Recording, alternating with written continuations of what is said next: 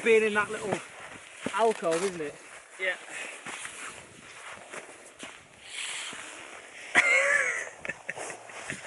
Oh, this is a life of luxury, man. It's chilly. Can you properly lean back in it? Proper lean back. Oh, I'm gonna have to give it a go. Let's have a try. Just make sure you get your bum right back. Get your bum right back in the corner. Oh. It's mad, isn't it? And that works with the... Yeah, it fits that, yeah.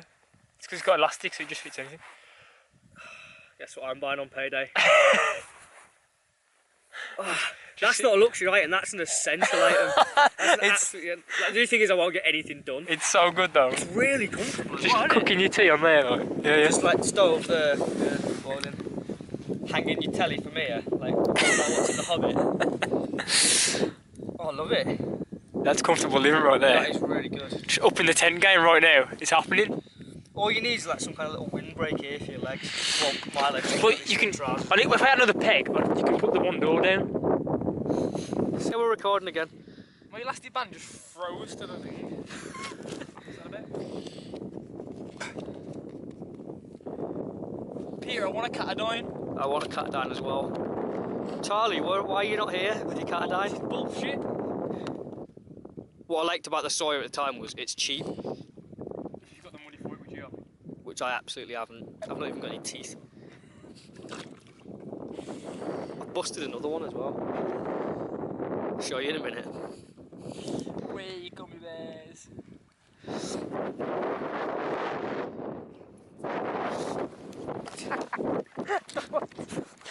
go. Now we're cooking on gas. Hashtag waffle.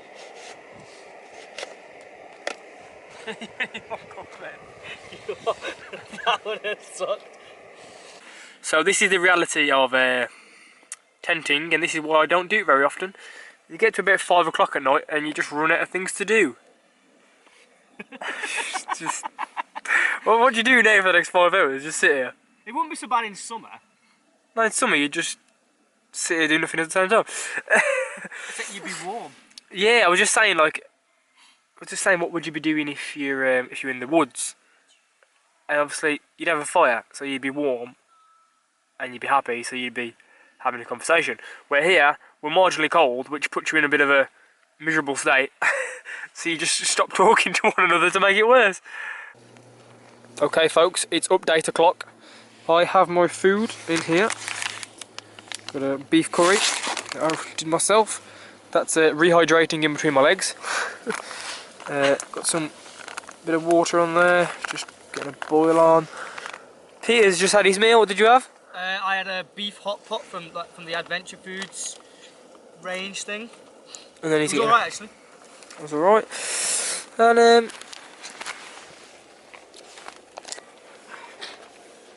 I was having a read of my book earlier, and we had some meatloaf on, and it was all perky. We were having a good time.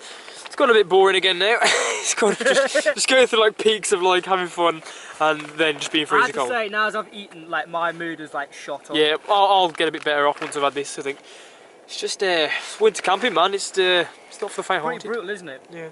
It's just boredom more than anything. Yeah. I was fine earlier when I had a bit of music on, but there's only so much music and reading of books you can do.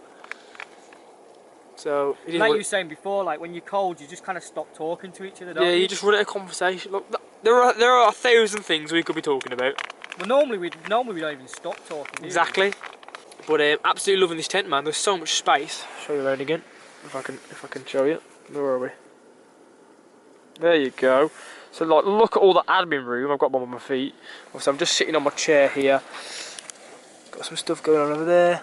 I've got tons of space, and all my food. You have got loads of room in there. I've got tons of space at this end. Like I could literally fit another person and their gear in here. It's mad, isn't it? And then obviously this is my sleeping area in here. Just a sleeping bag, just lofting up. It's actually, this is definitely the tent for this kind of trip. It's just I haven't done a trip like this in a long time, and I'm remembering why I don't do trips like this. It just gets a tad boring. It's kind of sad really that we can't deal with our own solitude, but it's just like, just not used to it. It is like hard work. You just like it's even worse when you're solo though, isn't it? Because you're like trapped in your own mind. I don't mind it so much. Summer solo, fine. It's just because you're cold.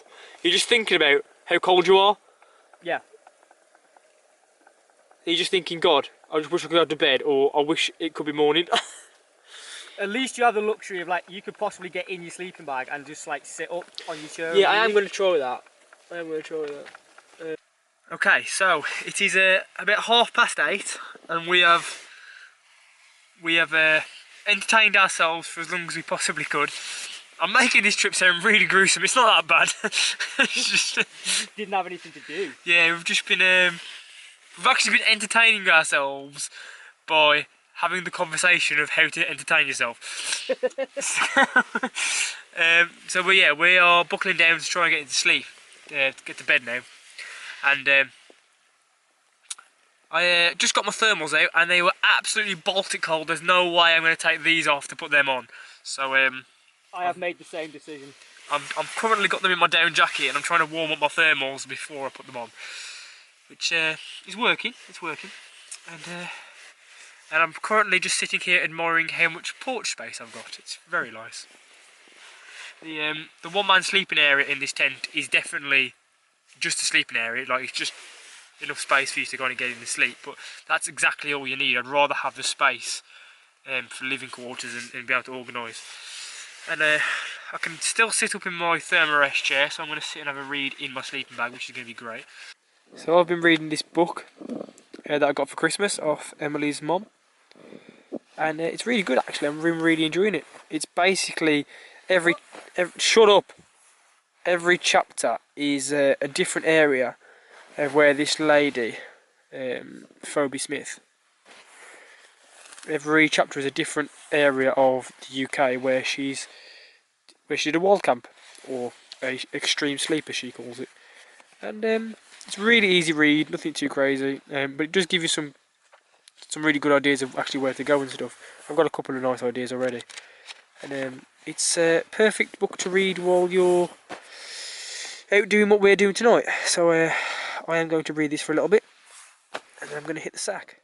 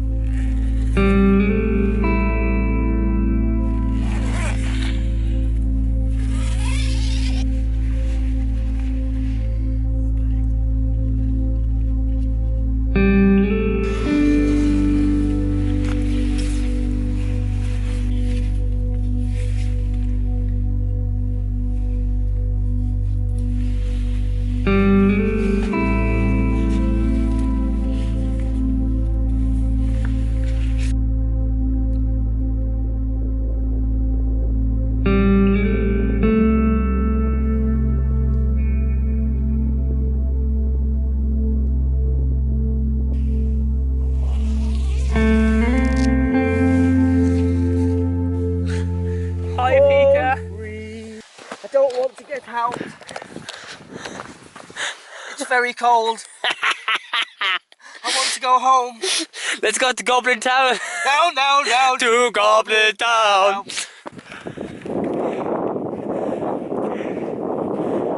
Good morning, folks. This is a crisp, cold morning on the 23rd of January, and I'm taking a little hike up the hill away from camp. Camp is down there somewhere. Peter's running up now. The sunrise is happening, or it's happened, but it's throwing some really nice light down the hills. So my hope is that if I get to the top of this hill, I might be able to get a better composition than what I could get down there. I have learned that the correct terminology for trying to find a photo is composition, and I quite like that word. Oh, look at this, it's all happening up here. I've got Goblin doing an absolute mission behind me trying to catch up. It's going to be a good one, I think. Whew. Bit of a walk though, bit of a walk. And it's bloody freezing up here. Bloody freezing.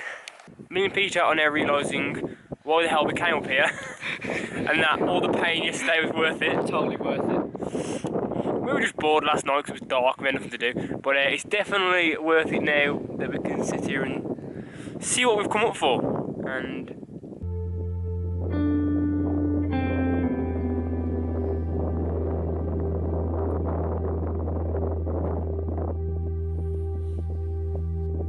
so the sun is rising straight ahead. And I imagine it has rose over there, but it hasn't quite got over the fells yet. It's just casting light on the top of these hills here. So we may in 20 minutes or half an hour get another image maybe of the lake with some light on it. We'll see. We will see. It's time to get the coffee on. Don't need that, man. The mess is away. The mess is a bit cold though. Coffee from the tent. So it was pretty cold last night. My sleeping bag goes down to about, I think it's -10 comfort, and they're not always like dead on, are they? But I had some cold spots last night, so that's telling me it was, well, it was clearly below zero. Just how far below zero, we don't know. I keep meaning to buy a thermometer to carry out with us, but I keep forgetting. Looking back, I really enjoyed it because I used all the little winter sleeping techniques that I've learned that I've never really had a chance to use. So I had a lot of my down jacket zipped up over the bottom of my feet. I had I had my fleeces zipped up on the bottom of my feet. Then I had my down jacket inside my sleeping bag but over me, so that was more insulation. It was great. It actually worked really well. So you have to come down lower than that, mate.